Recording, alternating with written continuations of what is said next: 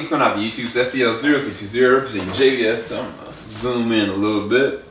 So look here, I just got done with episode 10 of season 2 of Iron Fist, and I think that much like Luke Cage in the last episode of that, people are gonna have their interesting perspective on their perception of the series as a whole. I still maintain that this is a lot better than season 1.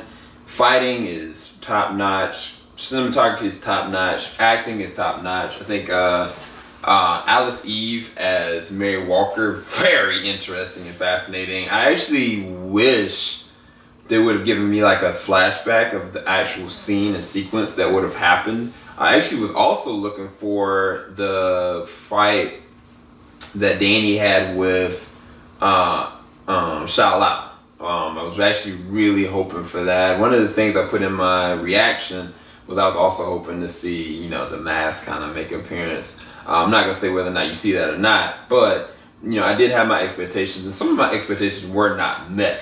I think that one of the biggest things that I was kind of hoping for in this episode was, you know, Davos and Danny really hashing it out.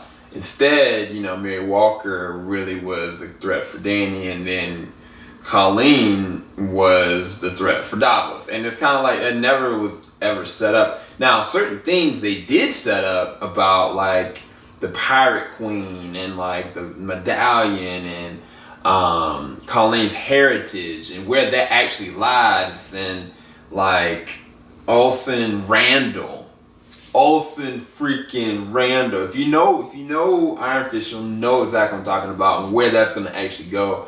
It'll make sense of so many different things. So I'd highly recommend you go and research that, because otherwise you probably are as confused as I was, as well as what they're doing with Colleen. They kind of mesh some of the comic book arc, because there was an arc where, you know, to try to make sure her mind was maintained, Danny had to kind of occupy her mind for a bit with his own abilities. And as a cause of that, she was able to kind of control her chi a little bit better, but nothing to the realm of what they're showing here. So they're setting up also Daughters of the Dragon. They not doing any kind of setup for Misty and Danny, as well as they're not doing any kind of setup for Luke and Jessica, or even like, you know, Matt and Elektra. So the relationship side of stuff, it's just like, I don't know, man. I kind of feel like they need to put some kind of groundwork there, because if they don't, it'll come off as unbelievable when they're trying to actually merge those things together organically. Episode itself, I think it was serviceable in the sense of the Iron Fist lore. Very interesting. But at the same exact time, like, I feel like there wasn't much closure to the characters. Like, it's kind of like, even Ward, the reality of this situation, that was not real closure. I mean, even with, you know, Joy, I mean, I think there's closure for her, because she's reaping the ramifications of what she did. You know what I'm saying? Davos, I'm like, bruh, you did way too much to sit there and be breathing right now. In my personal opinion, like, he did way too much. And not just that, why set up the whole BB thing? Like, why set up BB as, like, to me, I was like, BB's gonna end up being her brother. You know what I'm saying? But that doesn't really kind of get paid off. So I feel like there were certain expectations that went into this episode that I didn't get met.